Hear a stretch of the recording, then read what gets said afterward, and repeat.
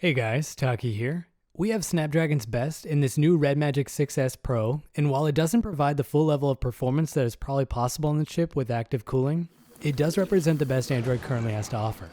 Given the ridiculous specs that this has, it would be easy to say that this is a beast inside the case of a phone, but for what we care the most about, it's slightly more complicated. As you'll see in this video, it really can run most of the retro gaming that I think people would be interested in. I want to do things a bit differently here and use this release to address concerns that emulation development on Android has become stagnant. First, let's break down the current landscape of systems that can be emulated on Android, as well as go over performance minimums that you need to run them well. In Tier 1, I'm going to group several retro systems together. This group is going to be things like NES, GB, GBC, PC Engine, and Master System. These are all very easy systems to emulate, and you would be hard-pressed to find any current-gen processor that couldn't run these systems with ease. The requirements to run these systems are so low that they can even be emulated on very cheap microcontrollers like the ESP32.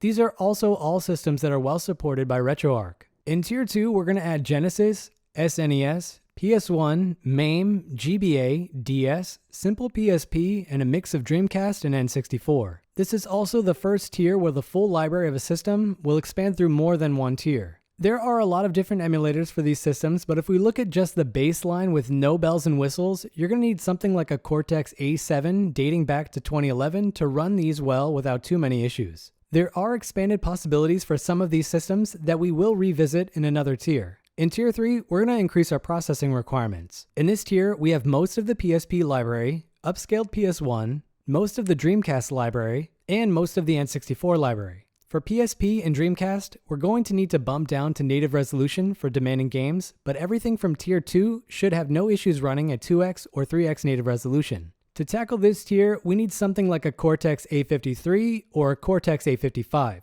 These cores are very common in low-end Android TV boxes, as well as being the efficiency cores for better processors. In Tier 4, GPU performance plays an outside role in what you can do. This is where Mali GPUs start to take a big backseat to Adreno GPUs, even in cases where a Mali GPU is tied to a more powerful CPU. In this tier, we have cycle-accurate SNES, the remainder of the PSP library, and higher resolutions for games from the previous tier, the remainder of the N64 library with the exception of edge cases, upscaled Dreamcast, Saturn, some 3DS, native resolution for some GameCube and Wii games, and some PlayStation 2. To tackle this tier, you need the equivalent GPU performance to something like a Snapdragon 835 from 2016. Tier 5 is the current tier that we are in. In this tier, you need a very powerful GPU tied to a very powerful CPU.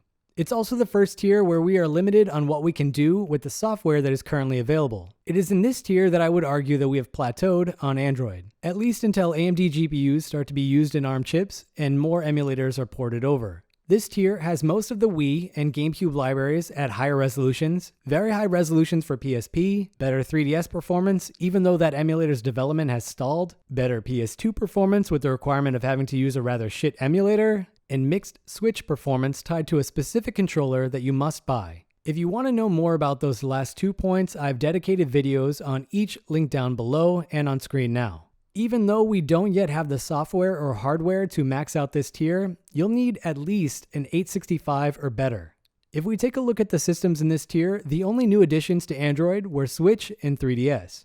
PS2 has existed for a while now, but it was always very bad due to poor software. We don't have PS3, Wii U, or Xbox 360 emulation at this point, and there are no notable developments on those systems. As many of you know, the Snapdragon 888 launched earlier in the year and it brought a lot more power to the platform, but it also came with a lot more heat. For the gaming phones that were released, this really wasn't an issue since they all came with very impressive cooling solutions to deal with the problem. The only downside is that they all came with the standard SD888 instead of the overclocked chip that we all knew was going to come based on the two previous generations. Compared to the normal 888, the 888 Plus has a slightly higher clocked CPU core with unfortunately no change to the GPU. Taking this into account, I want to see what improvement we get, if any, with the added CPU performance when it comes to Tier 4 and Tier 5 emulation. First, let's take a look at SNES using the BSNES emulator. SNES is one of my favorite systems, and a version of this emulator allows you to play many of these games in a completely new way. This is Super Mario World with a widescreen hack applied. This supports 16:9 with no pixel distortion, and it looks great.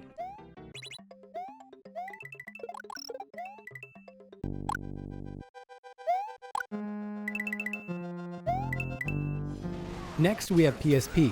I want to jump directly to something demanding, so we're going to start off first with Ghost of Sparta at 5x native resolution. This gives us an effective resolution of 24 by 1360, which is just a tad bigger than the full resolution of this phone.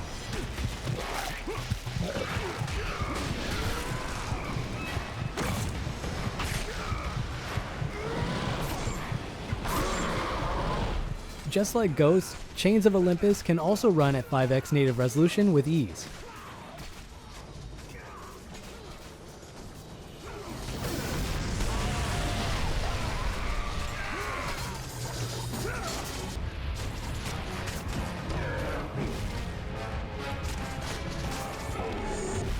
The Force Unleashed is another PSP game that is very demanding that you don't see tested very often, but it's running here at 5x very well.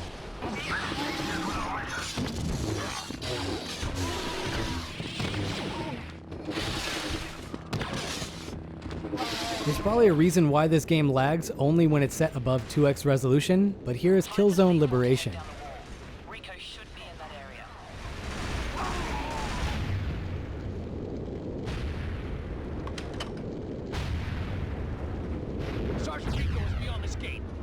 For N64, there are really only two games worth showing off.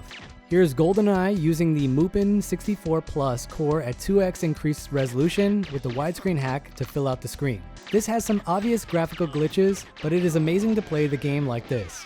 The only other thing to point out is that the FPS counter isn't accurate at all.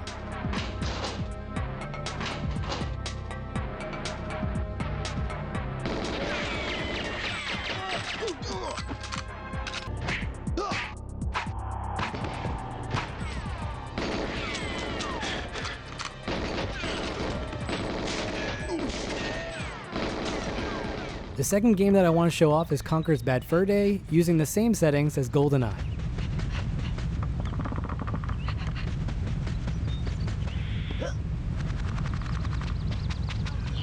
Yeah, let's get him!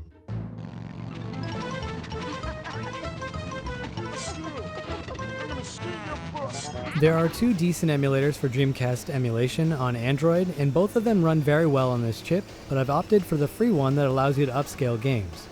Here's Tokyo Extreme at 1080p with a widescreen hack.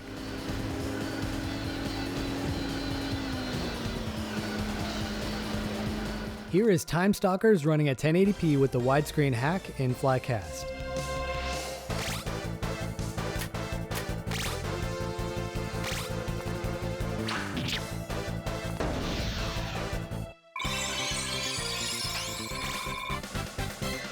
Code Veronica is a very good game that many people would want to play, and here it is at 1080p.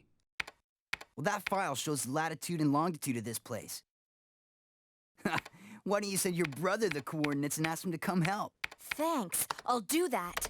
The last game that we have for Dreamcast is Prince of Persia: Arabian Nights.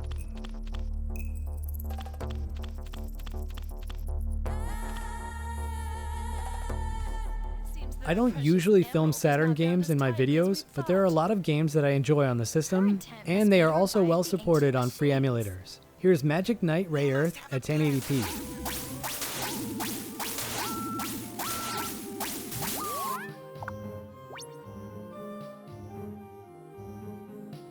Wrapping up Saturn, we have Burning Rangers at 1080p. Are still trapped inside. Rangers report to the emergency staging area for immediate transport. This is Tillis! Go straight. Looks like the shutter won't budge. There should be an emergency override switch nearby. Moving on to 3DS, here's A Link Between Worlds running at 4x native resolution. This does have some occasional stutters, but the image quality is amazing. Unfortunately, this Android port hasn't had any updates recently.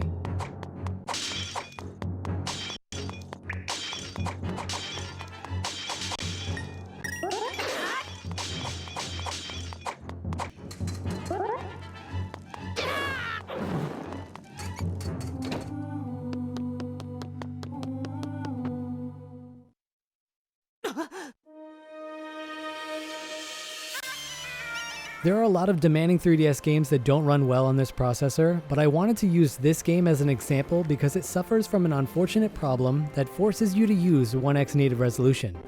As you can see, the game runs very well at 3x native resolution, but it does so because it's skipping the drawing of a bunch of UI elements.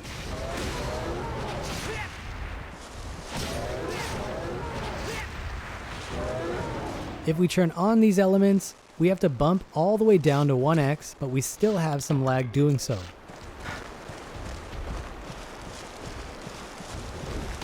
There are a few too many GameCube emulators at this point, and there isn't always a clear winner for which one will give you the best performance on a given processor or a given game. Here's Rogue Squadron 2 at 3x native resolution. This game is very demanding, and these explosions lag at even 1x resolution. Other parts of this game run very well with acceptable amounts of lag for what you are getting. We'll stay back far enough to cover you.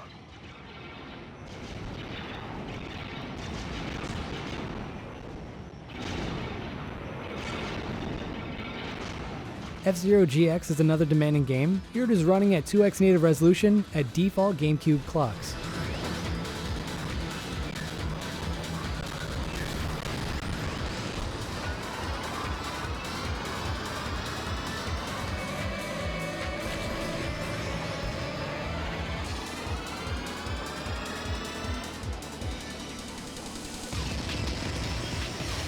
Metroid Prime 2 is another edge case for GameCube that suffers from compilation stutters, and while that is also present here, normal areas of the game that lag on other processors aren't an issue on this one.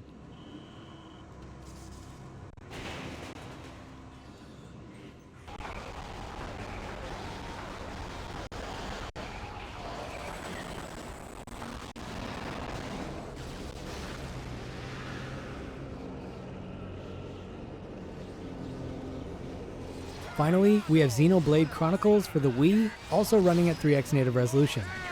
You've got a nerve. Victory is ours. I'll survive. Know yourself. We're moving as one. Eat this. Thunderbolt. Hold it. Heel bolt. Come on. Beat. You can definitely do this.